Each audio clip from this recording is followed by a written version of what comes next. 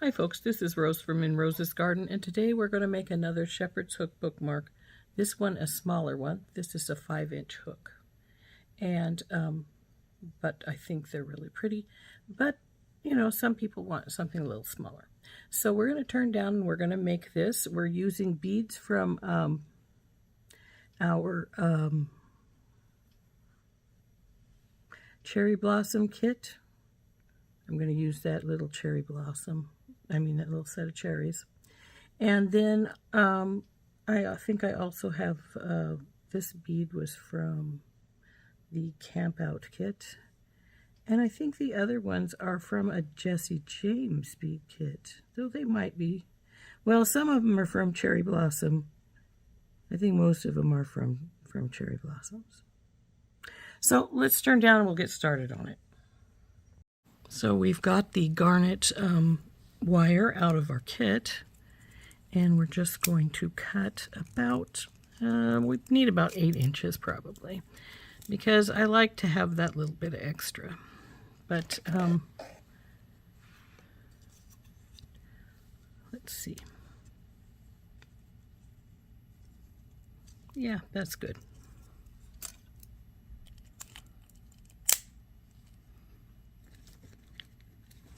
So we'll cut about 8 inches of wire. Might as well keep these out. And the first thing we want to do is grab one of our crimp tubes, which I have 2 in here, one for going at the top and one at the bottom. And we're going to put our cherries on.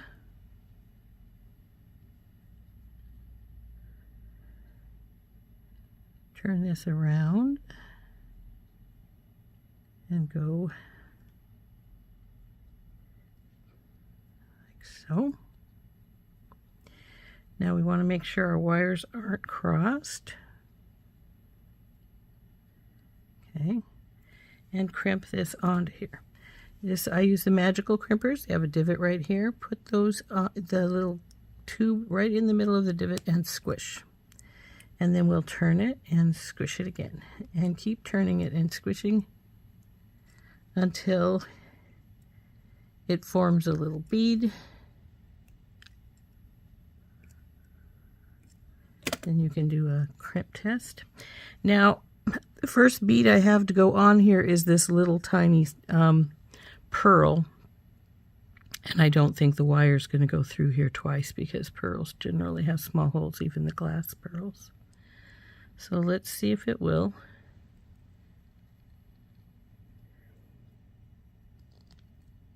I think that's a definite no. So what we want to do is we need to take our flush cutters and just go right up to the crimp and cut that off. Now we can put our little pearl back on.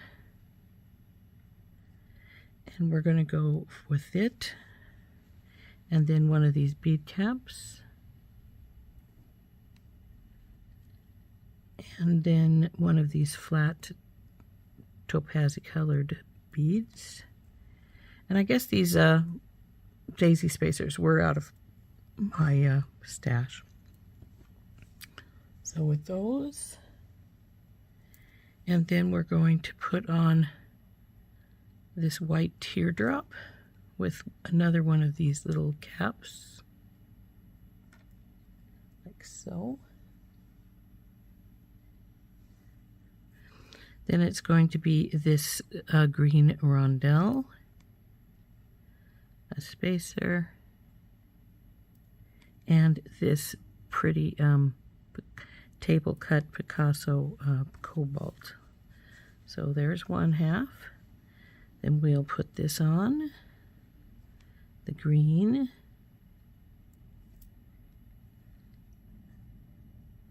the bead cap for the teardrop. Then we're going to put the teardrop on backwards so that it goes, so it ends up facing the same way. Then this spacer, this little guy. And I forgot something.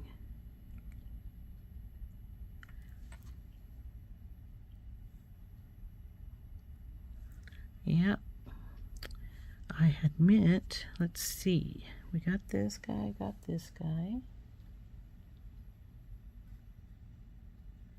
Okay, there's supposed to be a topaz, one of these topazy looking colored ones here,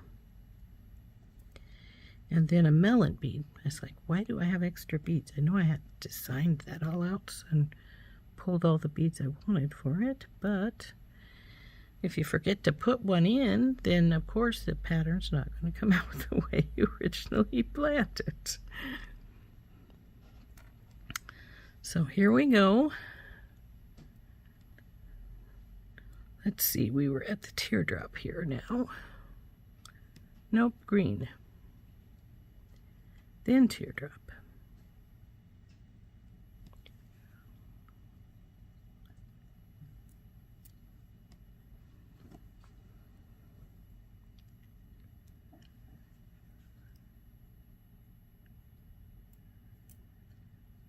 Now, generally, I like my string to go back through my beads a little bit. That way, you don't have to cut it so close to your crimp, but, you know, if you have to, you have to. Now, see, this is about the length of my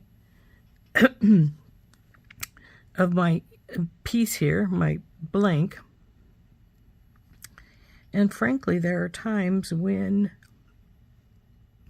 it's actually a little longer than I would normally have it, so I may take these back out. So, let's see, I wonder how long that would be with those out. It might be about the length I want it, so let's take them out. Put them back to the side to where I had started it when maybe my subconscious was telling me I didn't want those in there. I like my bead strand to be about the length of my blank, sometimes a little shorter. I prefer them a little shorter as opposed to longer. I think it looks a little better. But if you wanted yours longer, you could make it longer. And you could make it a heck of a lot shorter. I've seen people make these bookmarks and only have like 1 or 2 beads on it, or just a charm, so that it's not nearly so long. Now see, that's going to be better, I think. So we will just set these aside and get them later. So the next step, of course, is simply to put your crimp tube on here. Go through your jump ring on your blank and bring this baby up and through here. Now we already know it's not going to go through the pearl, so knock your crimp up a ways so you've got some room to pull it down, and then just pull her tight. Come on, baby, pull the rest away. Crimp tube has grabbed the wire already, so let's pull her some more.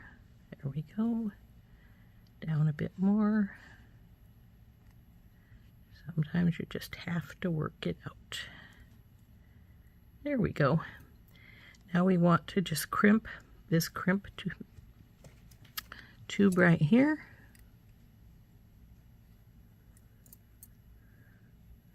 And turn and crimp some more until you got that bead.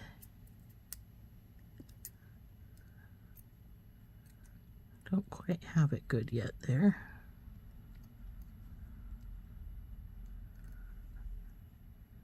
That's good. Now we'll do a tug test, and as you can see, I didn't need nearly that much wire.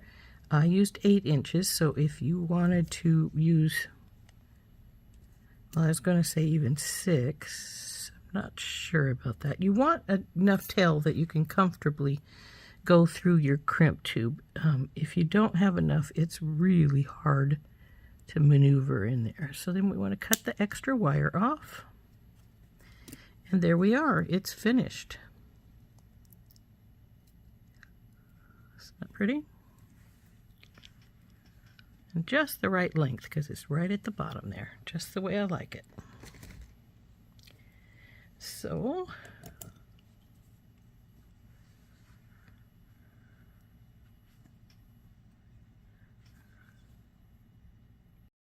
there we go. There's our new Shepherd's Hook bookmark using beads from our SoftFlex kit Cherry Blossom, and I believe this is from Camp Out, but I think the rest of them are from Cherry Blossom or odds and end little things that I got from other packs. Because the green ones, I believe, were from one of the Christmas boxes. So anyway, there is our pretty little bookmark. And this has been Rose from Rose's Garden. And I hope you enjoyed making this with me. Like I say, mostly SoftFlex things.